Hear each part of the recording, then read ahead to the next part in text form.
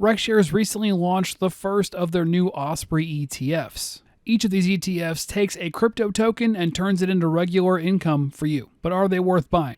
This video is not financial advice, nor is it a recommendation. Please do your own due diligence before investing into anything. This first ETF, SSK, performs this strategy against Solana. When you put your money into SSK, SSK takes that cash and buys Solana directly. They also buy into a Solana staking ETF. Now, for those who don't understand, staking is essentially the way you get dividends in the crypto world. You agree to lock up a certain amount of your position in a given token, and in return, that token pays you out more of that token. Now, if I put that in dividend stock terms, that would be like you holding a dividend stock, and instead of them paying you cash, they pay you out more shares of the stock directly. And what SSK makes from holding these Solana staking ETFs is how they pay for their fee of 0.75% and their monthly dividend. I also went ahead and pulled the holdings as of July 3rd prior to the holiday weekend, and it shows that, of course, Solana is over half of the holdings, and most of the rest of that is their staking ETP. This one in particular is called the 21 shares Solana staking ETP.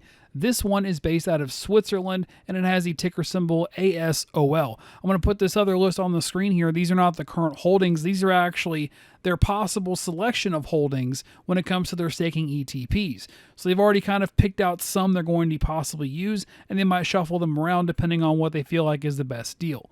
The current one is the one closer to the middle. I'm going to go ahead and try to highlight that if I can. And there are a bunch of other ones. You notice most of them actually are not in the US. These are actually international ETFs or ETPs. Now that we understand how this works, let's get into some pros and cons. The first and probably the most important pro of all might be the fact that they handle all of the staking stuff for you, because it can be a bit of a chore. Another really good pro is the fact that your cash is not actually locked away because you are invested in an ETF. You're not actually doing the staking yourself. Normally when you stake, all those holdings you're staking are locked away in that exchange. You can't transfer it over to another exchange. You can't sell out. And so you also lose your liquidity. With an ETF, you can just hop on whenever you want and sell your shares. Now, as far as the cons go, the biggest con would be the fact that you don't actually hold the Solana yourself. Like the saying goes, not your keys, not your crypto. It belongs to the ETF. You own shares of the ETF. So you have exposure to Solana and the staking rewards of Solana, but you don't actually hold Solana in this ETF, and you don't actually hold the staking ETPs.